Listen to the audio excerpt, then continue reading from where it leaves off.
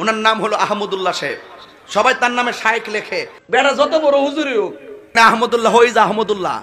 আহমদুল্লাহকে আসুন্না আসুন্না, এই আসুন্না নাম দিয়া মানবতার ফেরিওয়ালা হইতে চাইতেছ। এই আহমদুল্লাহ হলো পাবলিককে ধোঁকা দিয়ে বোকা বানায়।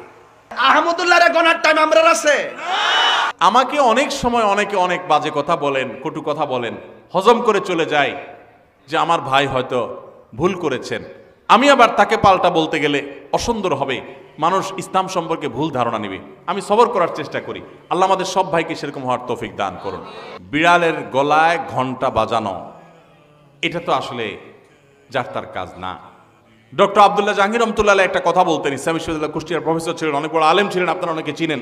স্যার একটা কথা বলতেন যে মুসলমানদের মধ্যে যে অনেকের আগুন লাগছে, এই হুজুর ওই হুজুরের বিরুদ্ধে, ওই হুজুর ওই হুজুরের বিরুদ্ধে বলে, এগুলো আমি থামাতে পারবো না, এত ক্ষমতা আমার নাই যে আমি থামাই দেব। তবে আমি একটা কাজ করতে পারি, সেটা হলো নতুন করে যেন কোনো আগুন না লাগে, আমি এই জন্য কোনো কারোর বিরুদ্ধে খোঁচাখুচি করি না।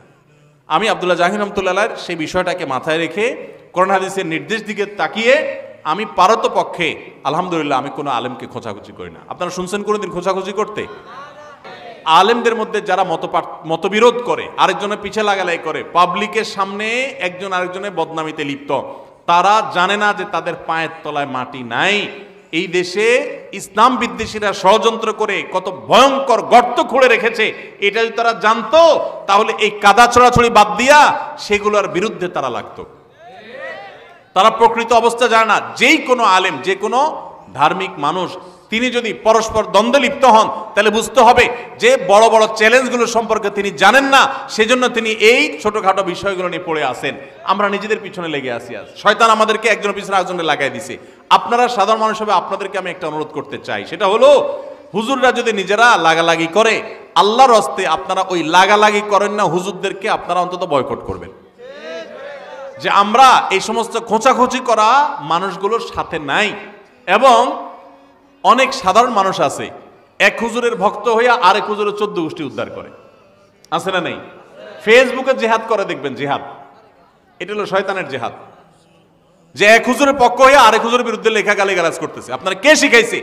আপনার কোন হুজুর যদি আপনাকে শিখায় আরেক হুজুরের বিরুদ্ধে গালিগালাজ করো, ষড়যন্ত্র করো, তো মনে রাখবেন ওই হুজুর থেকে ইসলাম শিক্ষাই আপনার জায়েজ নাই। আপনি দিন শিখবেন সেই মানুষের কাছ থেকে যে মানুষটা অন্য মানুষকে ভালোবাসতে শিখায়। কারো ভুল হতে পারে, সুন্দরভাবে পারলে বুঝান, নাহলে চুপ থাকেন। নবী সাল্লাল্লাহু আলাইহি ওয়াসাল্লাম পরিষ্কারভাবে বলেছেন যে যে ব্যক্তি আল্লাহ এবং আখিরাতের প্রতি ঈমান আনে, ফালিয়াকুল খায়রান আও লিয়াসমুত, সে হয় ভালো কিছু বলবে আর নাহলে চুপ থাকবে, মুখ দিয়ে খারাপ কিছু বলবেন না। আমার অবাক লাগে, অনেক হিন্দুদের আইডিতে অনেক ফেস আমাদের ছেলেফেলেরা, মুসলমানের ছেলেফেলেরা দেখা যায় কমেন্ট করে সেখানে তাকে গালিগালাজ করে, মালাউন, এটা সেটা নানান খারাপ কথা বলে। আমাদের সাহাবীদেরকে আপনি দেখাতে পারবেন যে তারা কোনো অমুসলিমকে গালিগালাজ করতেন? অন্য ধর্মের মানুষের প্রতি সুন্দর আচরণ করবে, সে ইসলামের সৌন্দর্য বুঝতে পারবে। আল্লাহ তাআলা আমাদেরকে হেদায়েত দান করুন। তাহলে পারস্পরিক কাদা ছড়াছড়িতে আমরা নাই, কি বলেন? আমরা নাই, আমরা কখনো করব না। এতে যা হয় হোক, দলাদলিতে আমরা নাই। আব্দুল্লাহ জাহাঙ্গীর রহমতুল্লাহ একটা সুন্দর কথা বলতেন। স্যার বলতেন, শুনেন, আমরা হুজুররা গন্ডগোল করব, এগুলো আমাদের স্বার্থের ব্যাপার। আপনি অযথা আমাদের পিছনে আইসা আমাদের স্বার্থ উদ্ধারের আপনি উসিলা হলেন, মাধ্যম হলেন, আপনার কি লাভ হলো? আপনার আমলটা কেন বরবাদ করলেন আপনি আমার জন্য, আরেকজনকে গালিগালাজ করে? এই জন্য কোনো হুজুরের ভক্তি করতে গিয়া আরেক হুজুরের শত্রু হতে যাবেন, আরেক হুজুরের গালিগালাজ করতে যাবেন। এবং মুসলমানদের পরস্পর এক দল আরেক দলের গোষ্ঠী উদ্ধার করলেন, এটা উনি একপন্থী উনি আরেকপন্থী, ভাই আপনারটা আপনি প্রচার করেন, আরেকজনকে গালিগালাজ করবেন না। যিনি মাজারে শুয়ে আছেন, যার কবর আর কি, ওই মাজার বানাইছেন যার কবরকে, উনি যদি আল্লাহর ওলি নেককার কোনো মানুষও হয়, এই টাকাগুলো কি ওনার কবরে ঢুকে? তো আল্লাহর ওলিকেও তো দিতে পারতেছেন না। বরং ওই লোকটা যদি আল্লাহর ওলি, আল্লাহর নেককার কোনো বান্দা হয়ে থাকে, এই টাকা এখানে না দিয়া ওনার পরিবারের কোনো সদস্য বাঁচা থাকলে তাদেরকে কিছু কিনে দিলে সেটা বরং সওয়াব হবে। ঠিক না? ঠিক।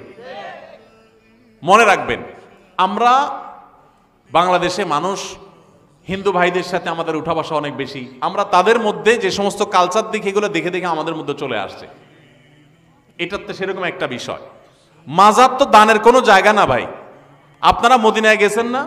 যারা মদিনায় গেছেন দেখছেন রাসূল আকরাম সাল্লাল্লাহু আলাইহি ওয়াসাল্লামের কবরে দান বাক্স কয়টা আছে? টাকা রাখার সিস্টেম আছে কোনো? কাহিনী কি? মাজারে দান করলে যদি সওয়াব হইতো তো সবচেয়ে বড় মাজার রাসূল সাল্লাল্লাহু আলাইহি ওয়াসাল্লামের, ওখানে তো সবচেয়ে বেশি দান করার জায়গা থাকতো, কি বলেন? কই, সেটা তো নাই।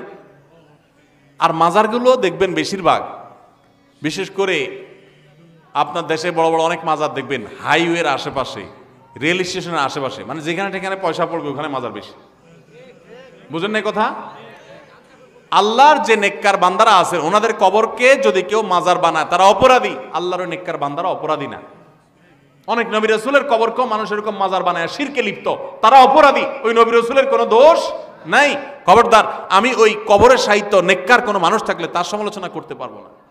আল্লাহ তাদের প্রতি রহম করুক। ভাইরা আমার, টাকা দিবেন গরিব দুঃখীরে, টাকা দিবেন মসজিদে, মাদ্রাসায়, হ্যাঁ ভালো কাজে। আপনি মাজারে টাকা দিচ্ছেন কেন? অনেক মাজারে টাকা দিলে ওই টাকা দিয়া গাঞ্জটিরা গাঞ্জা কিনা খায়। গরিব মানুষ খানা পাচ্ছে না, আপনার গাঞ্জাখোরদের টাকা জোগাড় করতেছেন, সওয়াব তো দূরের কথা, উল্টা গুরুজ পাবেন। আল্লাহ আমাদেরকে হেদায়েত যেন আমরা পাই সেই তৌফিক দান করুন। অজাগায় কুজাগায় টাকা দিয়ে ঈমান নষ্ট করবেন না, এটা কোনো দেওয়ার জায়গা না। অনেকে আছে মাজারে দেখবেন মোমবাতি জ্বালা রাখে। আরে ভাই, যার বাসায় কারেন্ট নাই, টাকার অভাবে মোমবাতি কিনতে পারে না, আপনি মোমবাতি কিনে দিবেন তার ঘরে মোমবাতি কিনে দিলে আপনি সওয়াব পাবেন। এখানে ফকফকা লাইটের তলে আরেকটা মোমবাতি জ্বালা দিয়েছেন, কিয়ামতের দিনে ফেরেশতারা পিটাতে জিজ্ঞেস করবে, লাইটের নিচে আবার মোমবাতি লাগাইছস, তোর কি মাথা ডিস্টার্ব ছিল?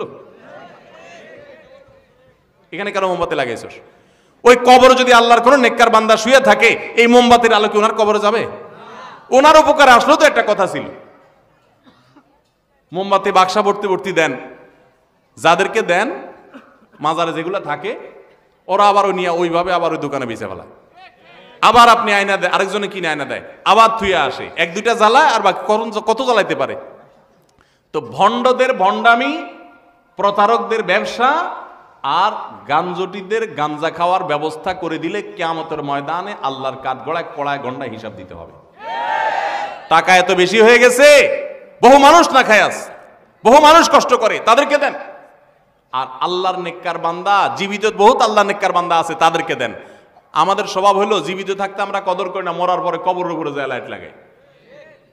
জীবিত থাকতে যায় দেখেন গা, কেউ ওনার বাড়িতে একটা মোমবাতি, একটা হেরা চেরাগও জ্বালাই দেয়নি, মরার পরে এখন কবরের উপরে মোমবাতি জ্বালাইতেছে, কি লাভ? আল্লাহ তাআলা আমাদেরকে অনর্থক কাজ পরিহার করার তৌফিক দান করুন। শিরিক থেকে আল্লাহ তাআলা আমাদের এই দেশকে, এই মাটিকে আল্লাহ তাআলা মুক্ত করে দেন। আপনারা সবাই যদি তাওহীদের কথা বলেন, দেখুন আল্লাহ আমাকে মাফ করুক, আমি কাউকে হার্ট করার জন্য বলছি না, যদি আমার কথায় তারা কেউ হার্ট হয়ে থাকেন তো আল্লাহ আমাকে মাফ করুন, আমার সেটা উদ্দেশ্য না। আমাদের যে সমস্ত ভাইয়েরা শিরকে লিপ্ত, আমরা ওনাদের প্রতি মায়া করি, আমাদের খারাপ লাগে, আমাদের ভাইয়েরা ভুল করছেন, আমরা তাদেরকে শত্রু মনে করি না, তারা আমাদের প্রতিপক্ষ না, তারা আমাদের ভাই, ভুল করছেন। আল্লাহ তাআলা আমাদের ভাইদেরকে হেদায়েত দান করুন, আমাদের সবাইকে তাওহীদে আসার তৌফিক দান করুন। আপনারা তাওহীদের কথা বেশি বেশি বলবেন, সুন্নতের কথা বেশি বেশি বলবেন, নবী সাল্লাল্লাহু আলাইহি ওয়াসাল্লামের হাদিসের কথা বেশি বেশি বলবেন, তাহলে দেখবেন বেদাত শিরক এমনি দূর হয়ে গেছে। চেষ্টা করবেন না ইনশাআল্লাহ?